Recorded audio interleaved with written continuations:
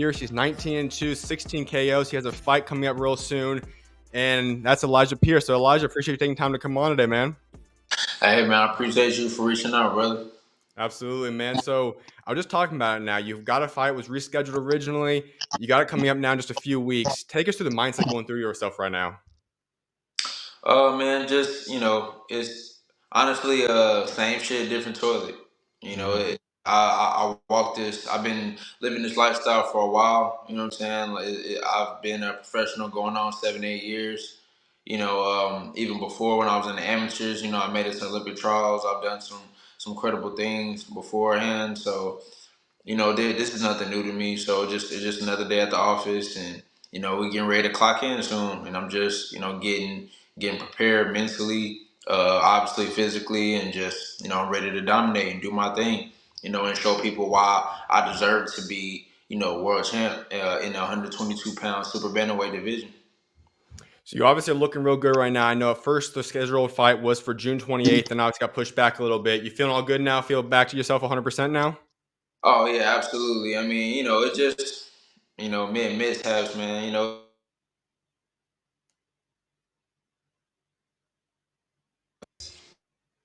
Excuse me, my bad. Hold on, All let me good. make sure. Okay. Um, but yeah, like I said, so damn, I feel like I lost my train of thought. What you ask, bro? My I guess, yeah, I bad. was just saying, you look pretty good. You feel 100% back to yourself now? Oh yeah, yeah. Like I said, I'm all good, man. I'm ready. I'm ready to rumble. Just like I said, I'm little minor mishaps, but uh, we're gonna bounce back strong.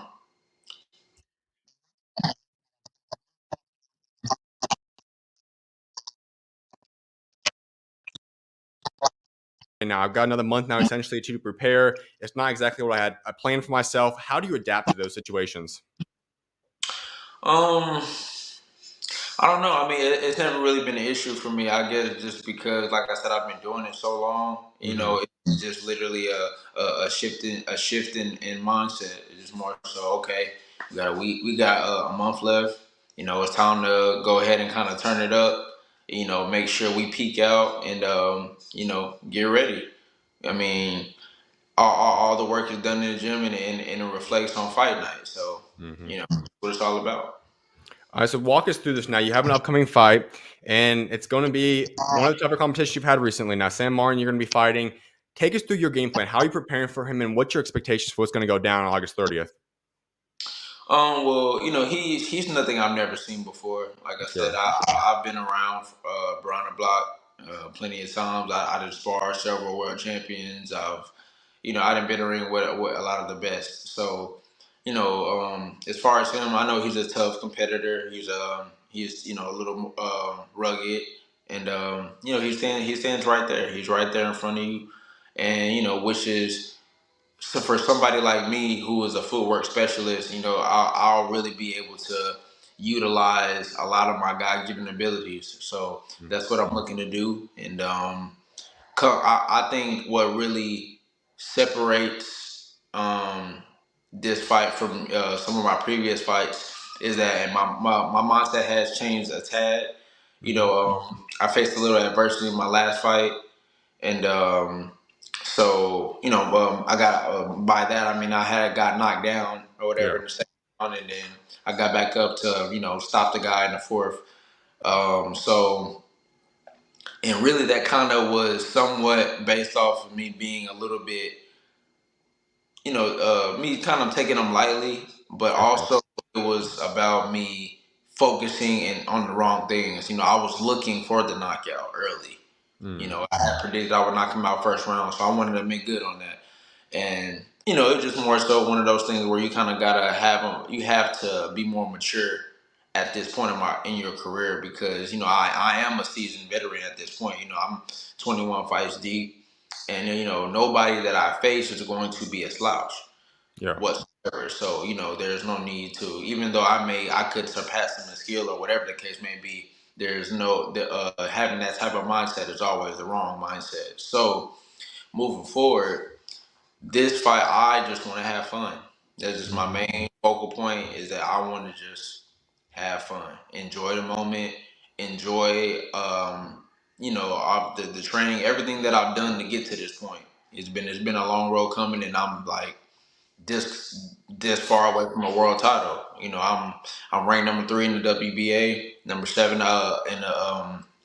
the WBO, 11 in IBF, and 16 in WBC, which I was previously number 10 or 11 in the WBC, but due to politics stuff or whatever, that'll be rectified soon. But so I'm right there. So all I gotta do is continue to stay focused, and I'll be champion at 122 very soon.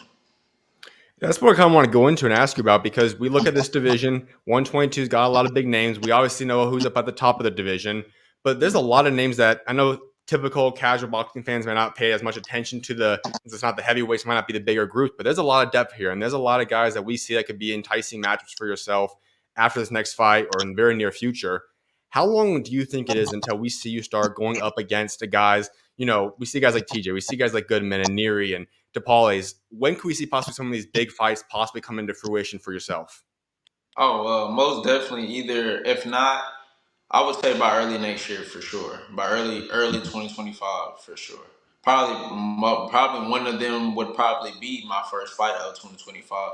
I mean, like I said, I'm right there in contention for the WBA title. So, Yep. my plan is to basically, once I win this fight, I'll see what the landscape looks like. For the later part of this year, maybe like around November, December. See who's available to fight.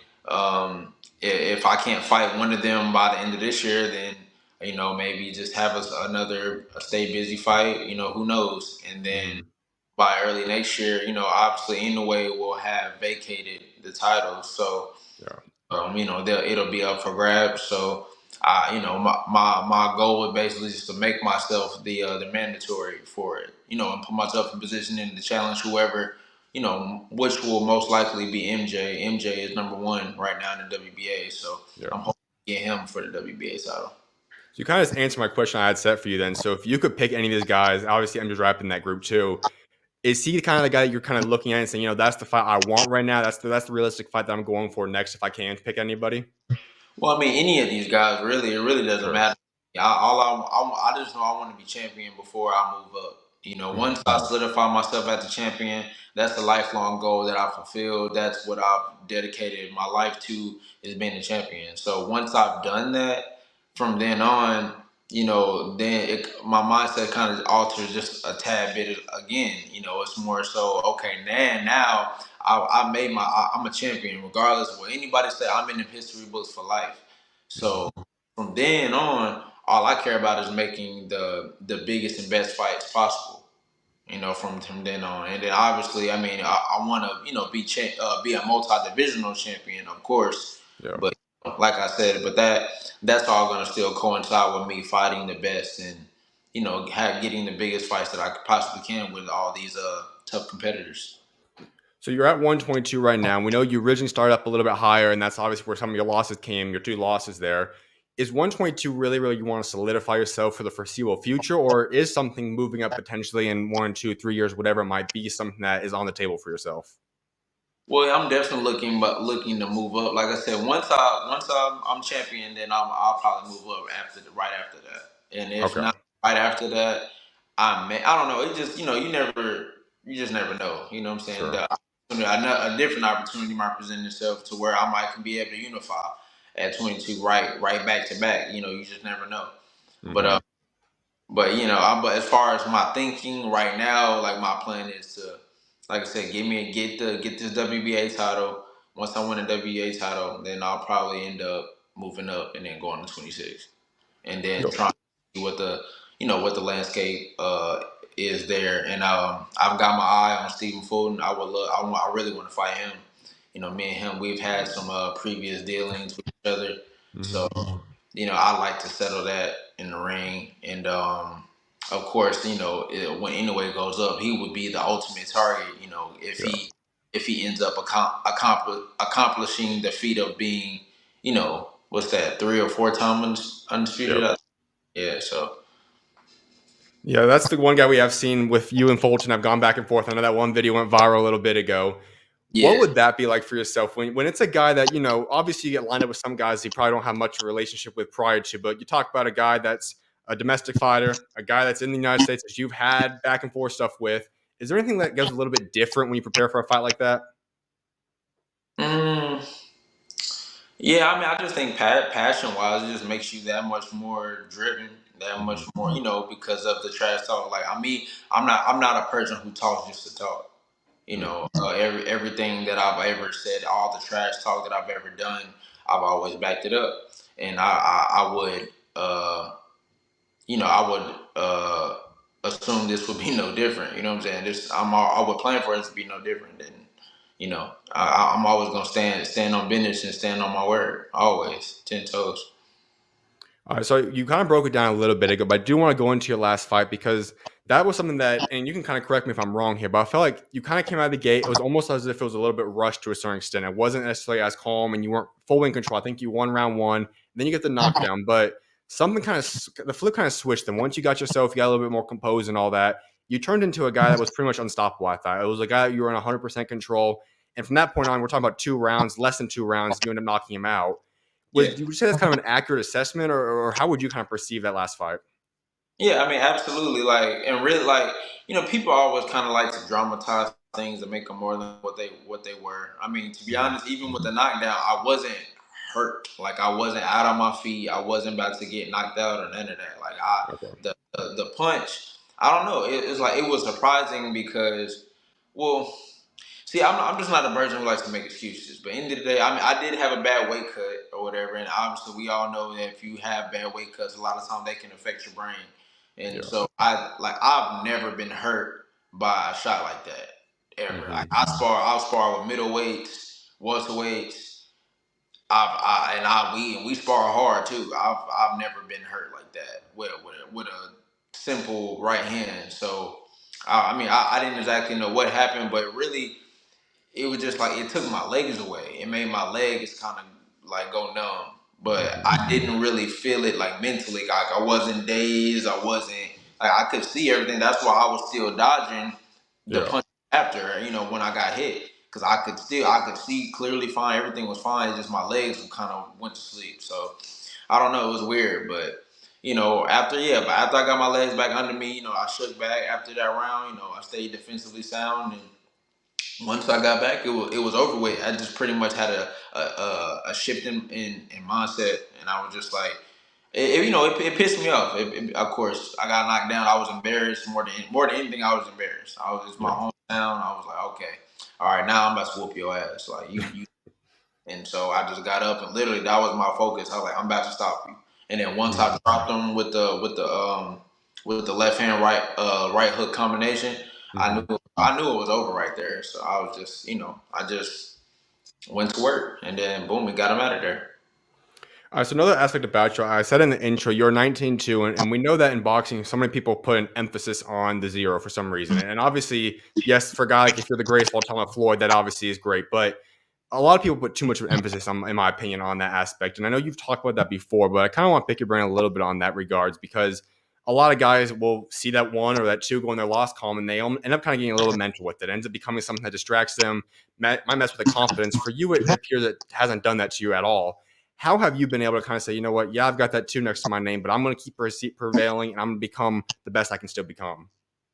Yeah, I mean, I mean, at the end of the day, it is what it is. I know where the losses. Well, I don't call them losses necessarily. I call them lessons. I know where the lessons stem from. You Mm, know what I'm saying? Like my first, like I said, as you mentioned earlier, I fought at heavier weight classes than I was supposed to early on in my career. I'm walking around 140, 138 pounds, and I'm fighting at 35 and 30. I mean, I'm barely dropping any weight. You know what I'm saying? I never knew about the landscape of people dropping hella weight and all that stuff to get to lower weight classes, all that stuff. So I didn't know about that.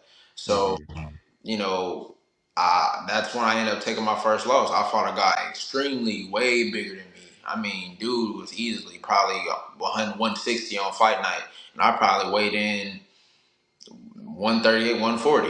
Like I yeah. said, so it was just I was just overmatched as far as the strength.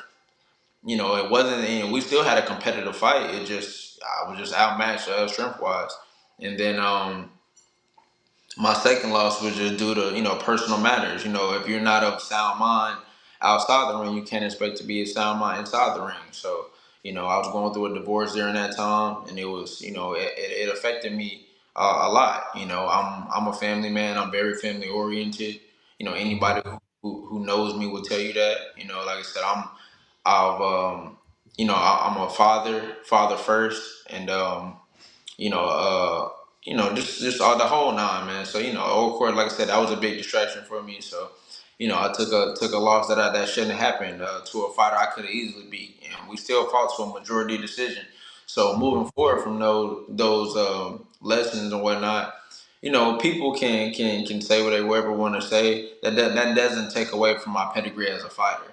Yep. You know, those who know me, like I said, even in the amateurs, a lot of these top guys that, a lot of the fans that they love, they know me. They know my name. They know what I've done. They've seen me around, seen me at the tournaments, and so on and so forth. So, anybody who gets in there with me, they know I'm not no easy win. They might try to talk that talk, because it might be the thing to do to, I guess, to feel like they get under my skin, but it doesn't bother me at all. I mean, look what I've been able to accomplish being having my two defeats. Now I'm practically the face of overtime boxing. Yep. Shout out to overtime, and I'm Viva Promotions first American fighter. Shout out Viva, and my promoter Brendan Gibbons. You know what I'm saying? So I'm making it happen regardless. Now, in terms of the overall mindset for boxers in general, now for boxers out that's going to have a loss at some point, what's your advice to them? And do you think also there's too much of a kind of power behind people saying, and too much of an impact, I should say, in terms of having that zero in boxing? My advice would be it's my favorite quote. I say it all the time. No matter the conditions in the wilderness, a wolf will never eat grass. Mm. And and pretty much the whole direct meaning to that is continue to be relentless in their approach, regardless of what it is. You know what I'm saying? Like, don't ever let anyone deter your path or whatever it is that you want. You know what I'm saying? Like, and that was just my whole mindset before. When I was crafting the wolf, who I am, you know what I'm saying? Like, that was, I said, I'm not gonna let these losses keep me from being who I was destined to be in boxing. You know what I'm saying?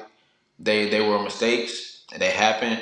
I can't cry over spilled milk. You get to keep pushing. That's the only thing I can do. I mean, like I said, I might have lost those two times, but I fought what 10 or 11 times after that, and I haven't lost again. Yep. So at the end of the day, I mean, it is what it is, and eventually I would like to avenge those losses too. At that, but that'll be sometime in the future, hopefully.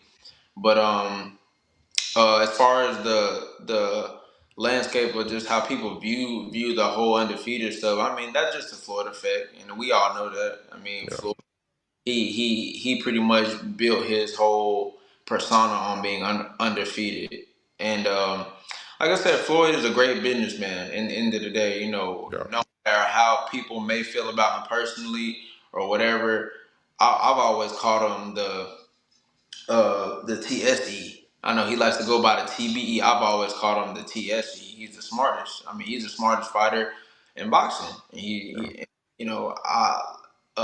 It's debatable whether people want to call him the best or whatever. Like, that's opinionated, but yeah, nobody can take away his genius of what he's done for his career and how he basically took control and made himself who he is and made himself the most. The most wealthiest boxer, in history. Yep. It is what it is, man. But at the same time, PF fans definitely got to get out of that. It's really a disservice to the fighters Hmm. more than anything, because, like I said, we risk our lives out there, man. We train day in and day out. We really put it all on the line for you guys' entertainment and to provide a better future for ourselves. And when we deserve more respect than what we're given, especially if we take a loss or if something doesn't go in the manner of which we want. Like I said, even me getting knocked down. You know, of course, I got a lot of backlash from that. But at the end of the day, I mean, it is what it is. Like I said, because a lot of casual fans only think they basically think, you know, you're only as good as your last fight. So Yeah. you know, so I guarantee come August 30th, when I put on the performance that I put on, I guarantee a lot of those same people who was hating on the last fight or whatever, or who was even wishing my demise, you know, they'll probably be, you know, either they on the same tip or they gonna become fans. And either way, it's fine for me because you tuned in regardless. So I want to go back a little bit to hear a little bit more about your story. So when we talk about you in terms of just growing up, when was it the point that it clicked for yourself when you said, you know what, I want to be a boxer. Like I want to be this. This is my lifestyle. This is what I want to do. I want to go pursue this with my life. When was that for yourself, and what made you get that decision? Oh, it was my father. Like I said, my father, he was a former kickboxer and martial artist.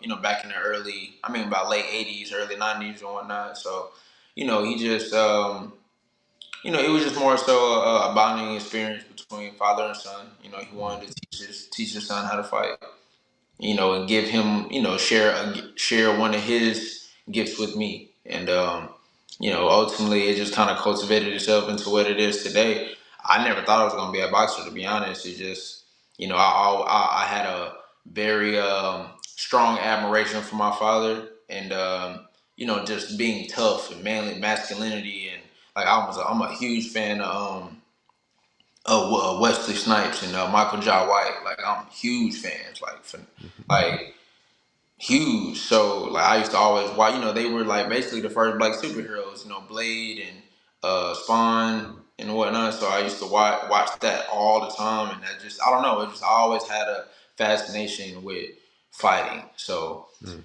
I don't know. So during my school years, I was actually playing basketball. I was a very good basketball player, very good. But you know, I'm not very tall in stature. You know, I'm about 5'8", 5'9". You know, Mm-hmm. in high school, I was even shorter. I was about 5'5", 5'6". So you know, I knew and I couldn't really jump high either. I didn't have an extraordinary jumping ability. So you know, I pretty much was like, well, you know, it's fun as much as I love basketball. You know, my father, he just told me, he was like, I know you love basketball, but you know, let's be realistic. You probably not gonna go to the NBA. If anything, you might can, you know, secure yourself a scholarship for school. You know, if that's what you choose to do, that's cool. You know, Mm-hmm. but he just thought I should box. He was like, I think you should box. I think it'll be a better avenue for you. You know, you'll be more so in control of your destiny with that. You know, since it's not a team sport, it's a self sport. Yep. I agree. I thought about it pretty hard, and I agree with him. I was like that logically, it made sense. And so for my sophomore year, I put down the basketball and picked back up, and I picked up the gloves full time, and I've been doing it ever since. That's a huge thing because we see it a lot in the boxing and honestly all different sports and MMA fighting and whatnot. Is the father being your coach, being your trainer, being all these different aspects. And I think that's a unique thing because you don't see that in too many other sports. It's like a rare anomaly if that happens. You Yeah. have got to have that type bond where you go and your job is really working alongside your dad. How special is that? And what's it like just being able to live out your life with your dad? I mean, it's incredible. I mean, especially just because, you know, me and my father, we've always had like an extremely close relationship. Like we're very, very close. You know, like I said, that's like one of my best friends. So, you know, just having that bond and having something that even bonds us even more together, you know, it's great. And also, if I can, you know, provide a means to support my father, you know, it's like we're really going hand in hand. He's the one who taught me boxing, you know what I'm saying? But Mm-hmm. it's like basically where we're giving to each other. You know, it's like if I can also become a champion and be able to give him the opportunity to be on that stage with me, that's even that much better. You know, and just really, like I said, I'm extremely family oriented. So really, I'm just like close with my entire family. Like it's really a family affair Mm-hmm. within my team for the most part. I mean, like I said, my father's my head coach. My father, Andy Pierce, and then my bonus father or stepdad or whatever. He's my co-manager. Mm-hmm. He's, we're extremely close as well. He's exceptional. Obviously, me and my mother, we're very, very close. Like I said, then my other manager, he's from Bulgaria. He actually found me off the internet, and Mm-hmm.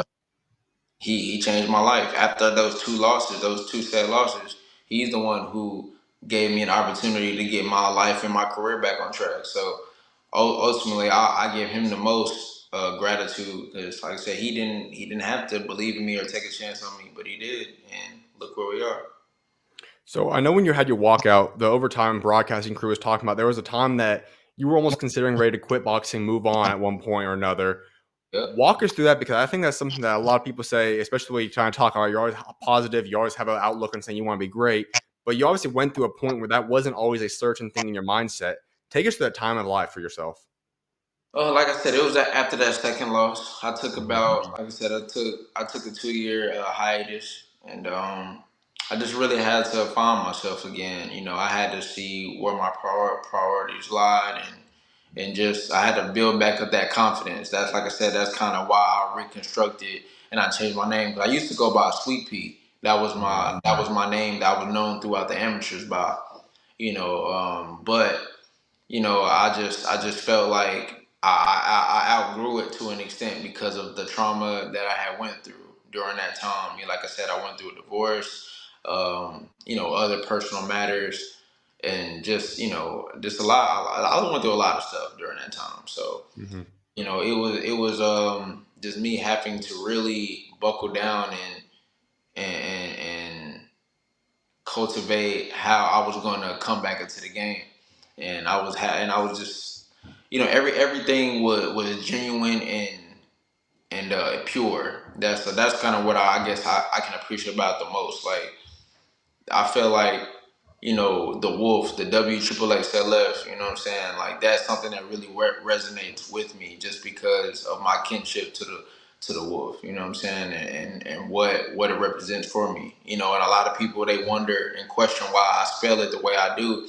Mm-hmm. 𝐓𝐡𝐞 𝐖𝐗𝐗𝐗𝐋���, I obviously a wolf is predatory. It hunts for for its food. It's relentless in its approach, and Mm-hmm. then also the triple X, it stands for unpredictability. I don't know if you ever seen a bottle of like Chemical X or whatever, anything like that, but you know what I'm saying. It just stands for unpredictability, and you never know exactly what you're gonna get when you step in the ring with Elijah Pierce. You know what I'm saying. I can beat you a multitude of different ways. I pride myself on being multifaceted. You know what I'm saying? Like, I can box, I can bang, I can counterpunch, I can sharpshoot. I can angle fight. Like I said, just whatever is needed from me in a match. I'm sure that. Now, you look at your family as you talked about, and it's obviously a massive thing. But one thing I saw a video about you was that you talked about obviously not being a father, how much more that's motivated you and pushed you now. And so you talked about growing up, you started playing or started participating in boxing, and that kind of became your passion when you were a sophomore in high school. What was the impact of now becoming a father? How much more did that motivate you going forward now? I mean, really, that became pretty much like the biggest motivation. I mean, now I'm no longer responsible for just my life. I'm responsible for this little girl's life. So my daughter, she just became like the end all for me. It was like, okay, well, I have to provide for her. Like, there's no excuses, there's no ifs ands or buts about it. So that was just the driving force right there. She my everything. And now I'm blessed and fortunate enough to have another child on the way. So Mm. I'm thinking, I don't know, I got high hopes. So I'm thinking it'll be my son. So we'll see. I'll find out. I think, if I'm not mistaken, like next week, I believe. But Okay. but yeah, so hopefully everything goes well with that, and like I said, and that happens, and it would be great to have both sides and everything. But Hmm. yeah, man. But like I said, just being a father in general is it's the greatest achievement that I've been blessed enough to to have so far. And then I've also I'm just, I don't know, man. It's surreal. It's just a real feeling. First of all, man, congratulations on that too. But I also just gotta say that when you look at the decision you made, though, it was very interesting because overtime boxing comes around the corner, and it's new, it's brand new. Obviously, nobody knew what was going to happen from it. You committed to that, and you said earlier you probably are, and I think you are the face of overtime boxing now. What made you kind of get the decision to say, you know what, I'm want to join this? Like, I believe in this. This is the right stage for me at this point in my life where I can go elevate myself. Why did you choose overtime boxing? Well, okay. Well, it was two things because I mean there were a couple other major promotions that were looking to sign me, but it's like they were all, the offers were all kind of somewhat similar. But the thing that really stood out to me from overtime was that one, when I even had the opportunity to fight on their card just for the first, before I even signed with them, they Mm-hmm. were so hospitable, and I mean they were just gracious. I love that. Like I love how they treated the fighters. I mean, treated us like we were special. Like we were celebrities, and I just appreciated that type of attention. That was awesome. And so from then on, I was already in good standings with them after meeting the managers and the head guys in charge. They were all great guys. Shout out Britton Harden and Brandon Rose. Them guys are great. And so pretty much, what solidified it for me was just the fact that after I won, and we started the negotiation process.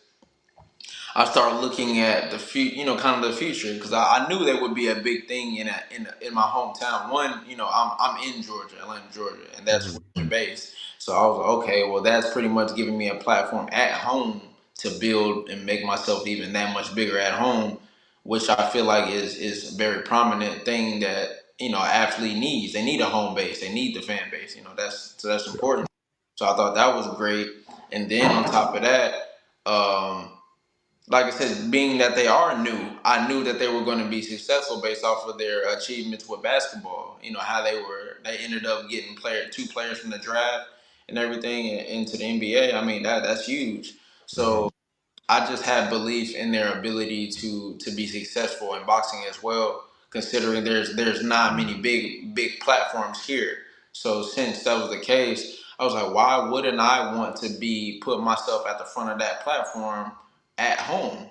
And that's only going to push my personal agenda even that much further. So it just made the most sense to me in regards to the other promotions. I'd rather build with somebody and it be like a genuine relationship as opposed to trying to go to the big company where I'm just as expendable as the next guy. Yeah.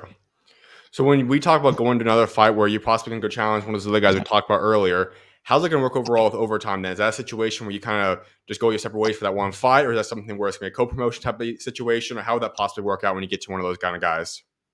Yeah, honestly, I'm not all the way sure yet about that. I mean, that's something that we've actually been talking about. Okay. Like I said, because that's coming up pretty soon. Like I said, I probably got about maybe 1 to 2 more fights before I'm fighting one of those guys. For a title or in a big fight. So I'm definitely, we're definitely getting prepared for that. So.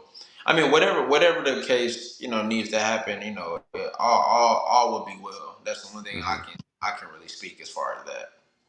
All right, so there's a unique thing, and I think marketing is a massive thing specifically for sports where you kind of rely on yourself for promotion and everything along those lines. And one thing I know you kind of brand yourself by is when you guys have the weigh-ins, you always bring some kind of gift to your opponent you're matching up with. So I got to ask for the backstory behind that. How did that originally start? Who inspired you to do that? And just take us through that whole idea. Well, yeah, actually, one of my it was really me and one of my close friends. He's actually a middleweight. His name is Bilal Quinton. He's actually me and him. We just cultivated it together. Like we was, we just friends. We just being funny, and we were just like, man, we gonna start. We gotta separate ourselves. Me and him. We have our own little clique, and it was called the P2CK, the pack. You know what I'm saying? And we just kind of was like, all right, well, we're gonna start giving gifts to people at the weigh-ins. And so, my first one was giving somebody a Happy Meal. Mm-hmm. And coincidentally, he didn't make weight either. So it kind of just hilarious how everything just came together naturally. But and then he gave somebody a step stool. So then it was just after that, obviously me being on a bigger, he's still just starting out his career. So, me being on that higher scale, um, he kind of just even though it was a thing we were both doing, it was more so like he kind of just like elevated me more so and kind of was following behind me after that. If that kind of makes sense. So, do we have any preview on what the next one could possibly be for the one on August 30th? Um, let's just say um let's just say I'm gonna beat the shit out of him. Absolutely, man. Well, I got a couple more things before I let you go. One of them is I want to talk about your style of fighting because I think it's a unique style. It's got a lot of different traits. Obviously, you can tell you take different bits and pieces from different fighters or whatnot. But one of them is drunken master style. We see that you put that on display here and there. Walk us through how you've built yourself as a fighter. Who would you say are some of the guys that you've taken bits and pieces from and put them into your game to create the fighter you are today? Oh yeah, great question. Like I said, it's a I don't know. I've always like admired the fighters who were showmen. I love the showman style type of fighting. I've always admired that. So, like I said, but at the same time, I love aggressiveness too. So I mean, it's different, man. You can always take influence from a lot of these guys, but of course, like I said, from Floyd Mayweather, Sugar Ray Leonard, Mm, Henry Armstrong. He's probably my favorite. I guess you say old school fighter. Probably one of my sure. favorite. Henry Armstrong, Emmanuel Augustus, of course, Prince Nassim, um, Orlando Canizales, um, and yeah, I would say like those guys would probably be. Oh, and of course, Pernell Whitaker Mm. and Muhammad Ali. Like just those guys are pretty much the craftsmanship of the Wolf for the most part. Like I watch those guys, all those guys regularly, like Mm. back to back for the most part. All right. So the other thing I got to get into with you is that there's been a lot of sparring stuff come out about you in the past couple of years. One of which we know is with Tank Davis. We know you're also a part of Frank Martin, helping him prepare for his fights. Walk us through your just overall sparring, though. When you talk about some of these guys that you get into camp with, and you also get improved, you help them get ready for their fight, but they're also helping you get better as a fight. What would you say has been some of your favorite groups? Like, who would you say has been some of your favorite sparring partners? I mean, well, I've always said Tank was my favorite. That was the best, and favorite sparring session of mine, just because, like I said, I've never ever taken any credit away from him. Tank is an incredible fighter. I mean, Yeah. he's strong, he's fast, he's quick, he can box, he's very technical. I mean, he's smart. Like he's a great fighter. I just think that he might have underestimated me during that time. And like I said, we were young. He was about 20, 21, and I was 17. You Hmm. know, we were very young, and it was 10 years ago. So there's a lot to be learned during that time. But yeah, like I said, I sparred with Gary Russell, sparred with Rasheed Warren, um, Jojo Diaz, a couple other I guess you say contenders and whatnot. I fought in the amateurs. I mean, I fought and beat Rolly Romero. Um, Hmm. I fought Hector Tanayara. I fought so many guys. So like I said, me and Bruce Carrington. That's one of my homies. Me and him we went 1-1 in the Olympic trials. Hmm. So that, like I said, that's even as friends, that's the match that we've already talked about, settling sometime in the pros when, in the future for, and hopefully it could be for a title or just a big money fight in general, to Hmm. add to the resume of both of our careers.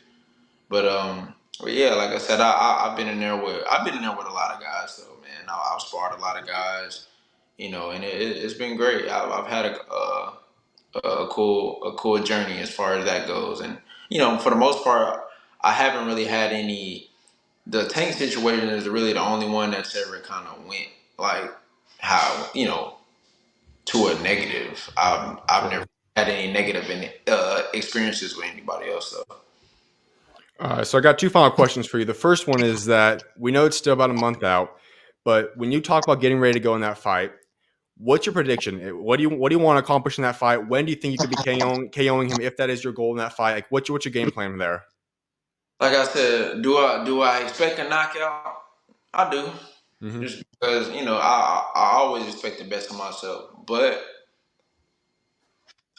like I said, simply put, I just want to have fun. That's it. I'm gonna let this fight will be different than every other fight I've had, just because I'm no longer. I don't want to even think about none of that stuff. I don't want to think about trying to knock him out. I don't want to think about nothing but just having fun, letting it flow, and whatever happens, happens. That's all I'm thinking about.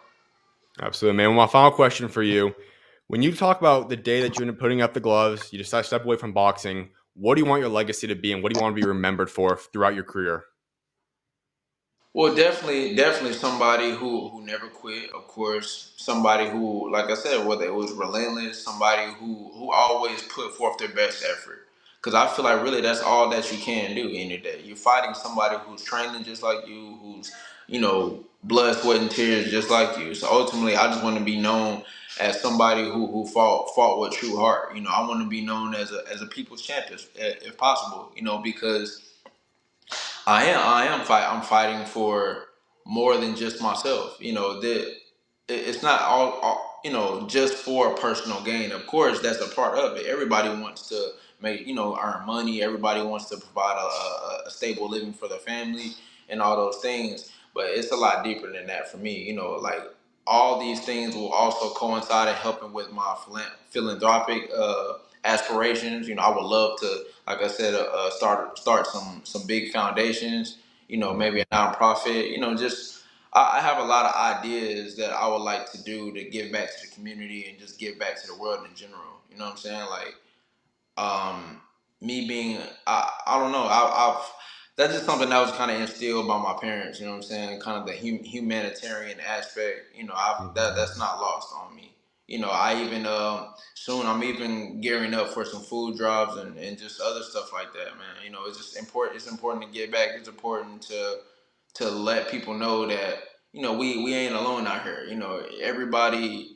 We togetherness. It's always gonna be better to be together than instead of one. You know what I mean? Absolutely, man. Well, I definitely love that. And thank you for taking time to come on today, man. I'm excited to see what God's got in store for you on August 30th. And best of luck out there, man.